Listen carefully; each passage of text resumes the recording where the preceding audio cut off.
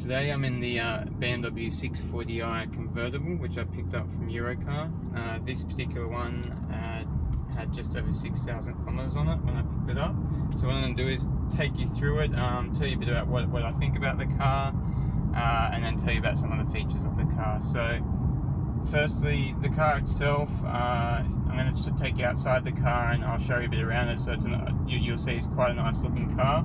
The inside of it's very similar to the 5 Series, so it's got pretty much the same dashboard with the semi-virtual cockpit, similar as a 5 Series, and then you've got the big heads-up display here.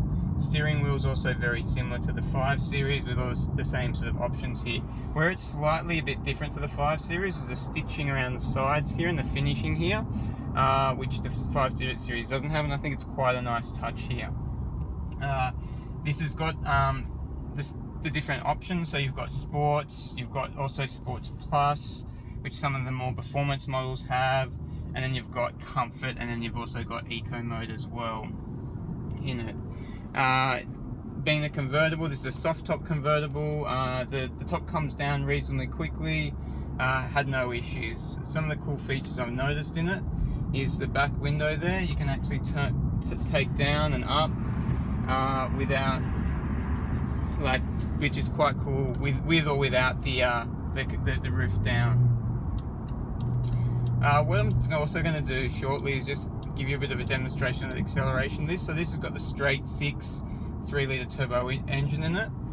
This is obviously a heavier car, so it's not as quick as say the 240.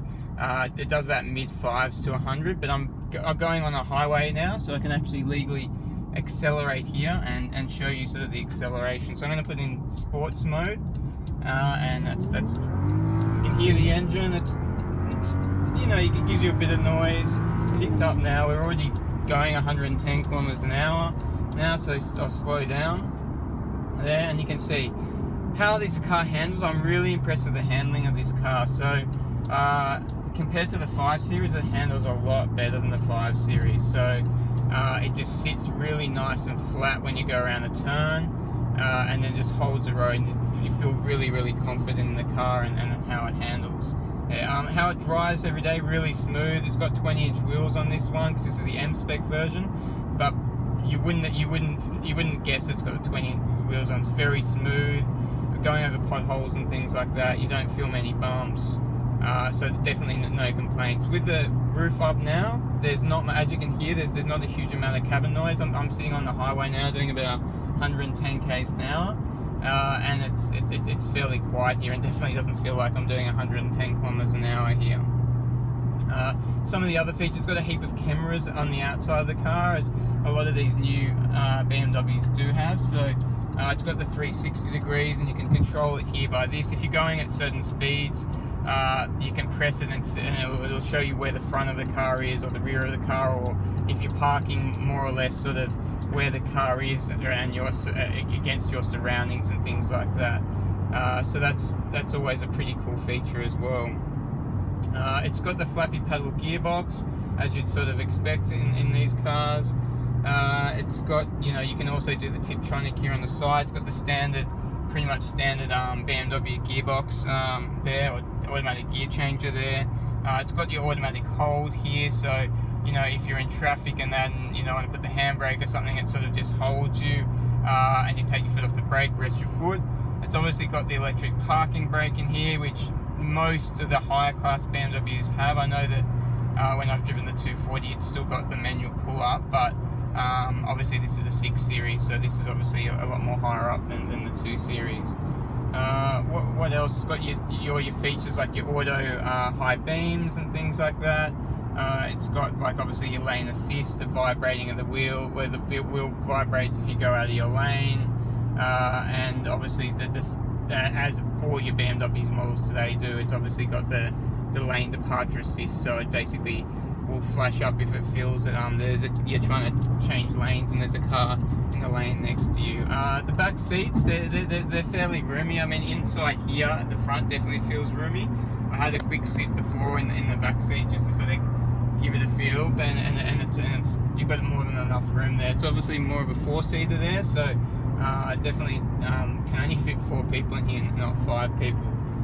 What I'll do next is I will take you around the outside of the car and show you the outside of the car. So we'll show you around the BMW 640. It's got the semi-virtual cockpit there, the heads-up display, gear stick, the iDrive system, passenger seat, back seat. A bit of room in there, not too squashy. Take you around the car now. So let's take you around the BMW 640i. First of all, we'll have a look at the side and front. So you can see the 20-inch wheels there with some M-spec brakes. As we go around the side, you see some nice the lines there of the 640i. Take you around the back of it. You can see the dual exhaust there, similar to the 240i. And then you go back around. This one is interesting. You can't see it here. It's got a bit of a window that can come up and down, regardless of if the roof's up or down. So you can, when the roof's down, you can have a small glass panel here that goes here. Even if the roof's up, you can just put it down so you can have the air going through the car while the roof's up. As we take you around the car a bit more, there the M-spec badging on the side there you can see. And we take you to the front of the car here. You can see a big car, but very nice looking car. Okay, so back in the car again after showing you around. Just sort of a few final words just to give you my opinion of the car and my thoughts. So one thing I did forget to mention before was the because it's a convertible, it's got a really low roof here and the windscreen's really quite low here. So if you are a tall person, you are going to sort of struggle, I think, to get good visibility. I'm not too tall myself, and I've got the seat pretty much down as low as I can, and I'm already sitting quite high here. So yeah, the visibility could be a bit of an issue if you are a tall person. I guess in general, I've had this car for the weekend now. I wouldn't buy it, but in saying that, it's definitely grown on me over the weekend. I've started to enjoy it more and more as I drove it longer and longer. But for me, it's just missing a bit of oomph. You know, it's got a great engine in it, but it's starting to push that engine with having such a heavy car in the engine. So that engine, like the 240, feels great with this engine in it. But this 640 is obviously a lot bigger and starts to feel, I wouldn't say sluggish, but it doesn't feel super quick, even though it is a 5.5 second car to 100. And obviously it feels like you've got more than enough power. But it's obviously, if you want something really sporty, you'd probably want to go for, say, the 650i or obviously the M6 or something like that, which has obviously got a lot more power in there. But all in all, a really nice car to live with, drive with. It's just that I probably would prefer another car to purchase, but I'm more than happy to drive it for another weekend if I get the chance.